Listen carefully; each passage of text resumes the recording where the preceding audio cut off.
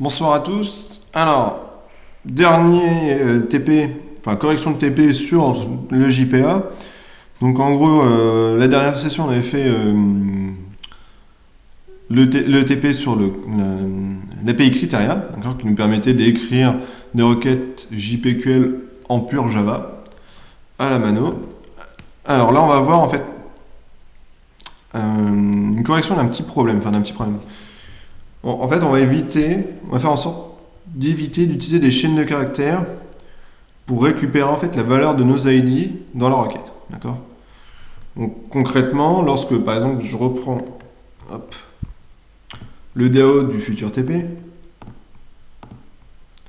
donc dans le trip DAO, ici, pour récupérer la valeur de l'attribut, d'accord, de l'attribut courant dans la requête, je faisais un get et je mettais le nom de l'attribut en chaîne de caractères. Ça c'est pas top parce que l'idée, parce que si on change, alors trip, c'est ça, oui, trip. Si on change le nom de l'attribut, il va falloir penser aussi à changer la chaîne de caractères. Et si on ne le fait pas, on a une erreur, pas à la compilation, mais au runtime. Donc ça peut être gênant si on a complètement oublié que c'est passé à travers des tests unitaires fonctionnels d'intégration et que ça se tombe en production, là c'est vraiment moyen. Donc pour pallier à ce problème-là, les gars qui ont fait JPA, ils ont utilisé les annotations processeurs. Alors qu'est-ce que c'est que les annotations processeurs? C'est un petit programme qui est lancé donc via votre IDE ou via un gestionnaire de bulles du genre Maven ou Gradle, etc.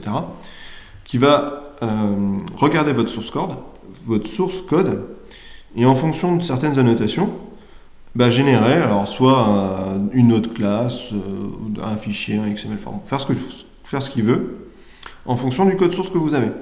Et donc là, l'idée, c'est que lorsqu'il va regarder, donc la notation de processeur de JPA va regarder vos entités, donc à chaque fois il va avoir @entité, il voit que c'est une entité. Donc pour chaque classe, il va générer une classe du même nom, avec un underscore à la fin, et des attributs volatiles, d'accord, qui représentent les attributs courants. Et ceci, donc à chaque fois, il va générer des nouvelles classes avant toute compilation. Donc ce qui est intéressant, c'est que ensuite, lorsqu'on va compiler notre DAO, on aura une erreur de compilation puisque l'attribut n'aura plus le même nom que l'attribut de notre vraie entité. Allez, on va voir ça en image. Alors déjà, pour configurer tout le besoin, il vous faut ajouter une librairie qui va s'appeler hibernate-jpa genModel, un truc dans le genre. Voilà, hibernate jpa model gen, c'est pas genModel mais model gen, j'étais pas loin. Donc vous l'intégrez dans votre projet, voilà. Moi je le copie-colle dans le dossier lib comme d'hab. Ensuite, on les met dans le dépendance, en tant que dépendance, voilà.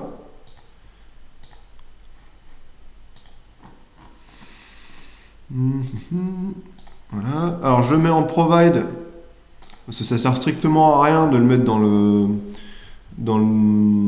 dans l'artefact qu'on va produire, d'accord. C'est vraiment au niveau de la compilation qu'on va en avoir besoin, pas au niveau de l'exécution. Donc voilà, je la laisse comme ça. Ensuite, je vais aller configurer IntelliJ pour dire, voilà, avant d'effectuer la compilation, tu me fais une annotation processing. Alors, on va aller dans les settings. Alors, c'est pour ça que c'est un peu bizarre. Moi, j'aurais bien aimé, j'aurais trouvé ça plus logique qu'on mette ça dans les modules settings, voilà, ici, que dans les settings du project, même si ça a quand même un rapport très lié avec le compilateur. Donc, comme vous en doutez, ça va être dans le compilateur, dans les options du compilateur. On va avoir annotation processeur, et dedans, on va pouvoir, on va dire, activer cette fonctionnalité, donc en cochant là. Alors, je ne vais pas le mettre dans le output directory, je vais le mettre dans le content root. Pourquoi? C'est pour pouvoir vérifier ce qu'il m'a généré, d'accord? S'il me met dans le output directory, en fait, les fichiers, je ne vais pas les voir, parce que de base, IntelliJ cache le dossier out dans l'explorateur de fichiers. Du coup, il faut aller le voir à la main dans Nautilus ou Explorer. Là, ça nous évite de faire ça. Alors ensuite, on va dire ici, quelle annotation processeur on va démarrer, d'accord? Alors soit on laisse le compilateur trouver l'annotation processeur à démarrer lui-même, comme un grand. Bon, moi j'ai toujours du mal à laisser faire les trucs tout seul, donc je vais lui donner moi-même l'annotation processeur à faire tourner. Alors je l'ai noté dans un coin. Hop. Alors je le mettrai dans les commentaires, enfin pas dans les commentaires, mais en description de la vidéo, comme ça vous aurez juste à copier-coller. Et puis ce sera aussi dans le README du repo Git, si j'y pense. Donc voilà, vous copiez-collez, et c'est tout.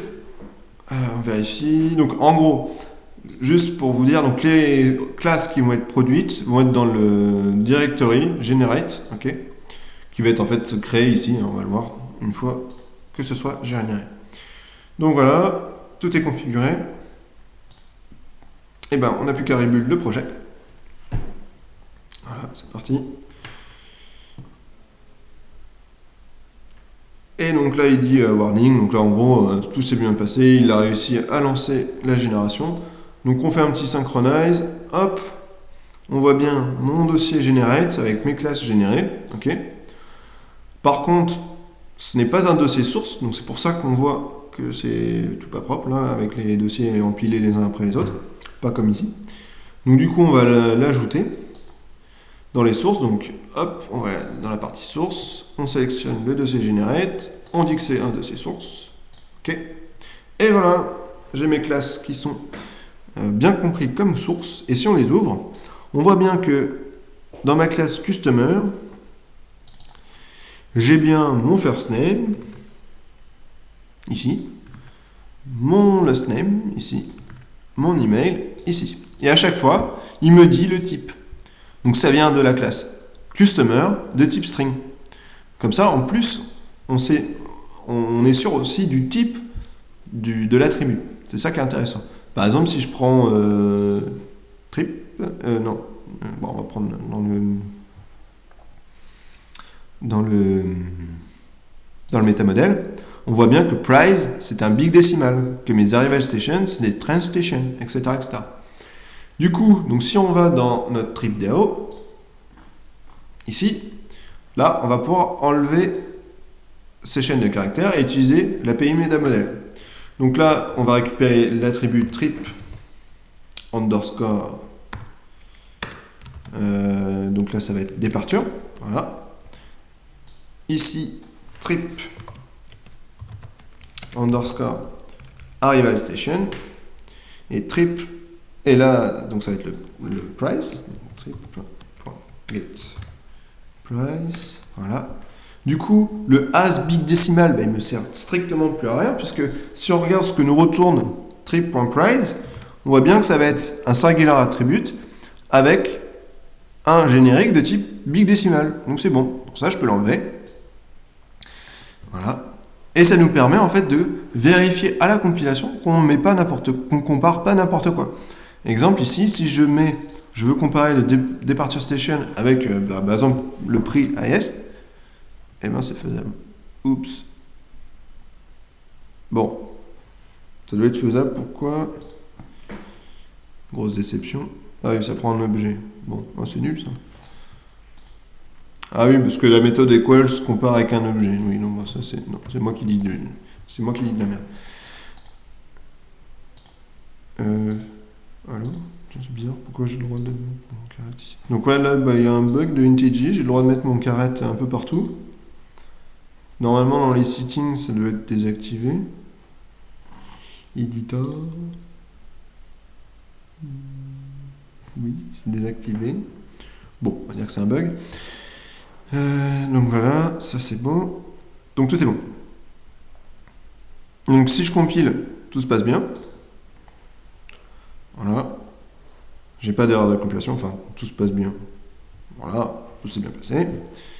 Par contre, si je change, donc on va vérifier si ça fonctionne bien. Si je change le nom, par exemple price, je mets un S à price.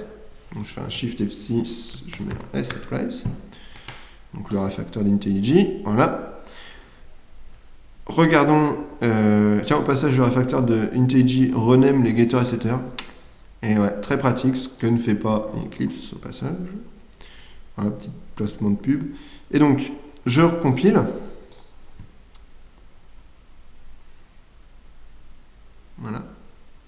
Et là, paf, j'ai une erreur de compilation me disant que, donc si je remets à jour les classes, que trip.price n'existe plus. Vous voyez? Pour ça va être en fait price avec un S. Du coup, ça ne compile pas. Donc on est sûr que si on bouge un attribut dans nos entités, ben, nos requêtes restent correctes. Voilà, voilà. Ça c'est bon. Donc je vais faire un CTRL S sur price. Voilà. CTRL Z, pas CTRL S. Ok, on rebuild. Alors on peut aussi, donc on va déployer le projet pour vérifier que tout refonctionne correctement, donc avec mon filtre. Allez, hop. C'est parti, ça démarre. Donc, par contre, c'est un peu dommage qu'IntelliJ mette 3 plombes à refresh la classe. Donc là, vous voyez, il n'y a pas d'erreur de compilation normalement.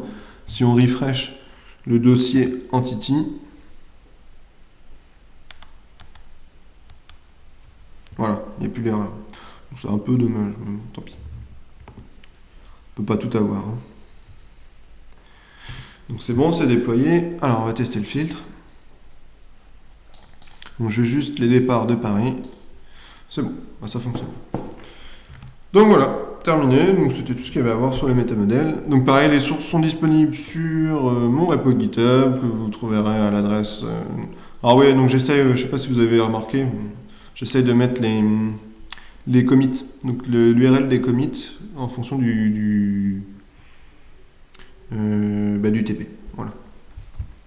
Mais sachez que aussi il y a certaines classes, par exemple, que j'ai modifiées au moment où j'ai fait la vidéo et au moment où j'ai fait la correction en cours. Donc là, par exemple, les services, email services, je ne l'ai pas fait. Il y avait quoi d'autre? Il y avait trip services, j'ai pas ajouté cette méthode, etc.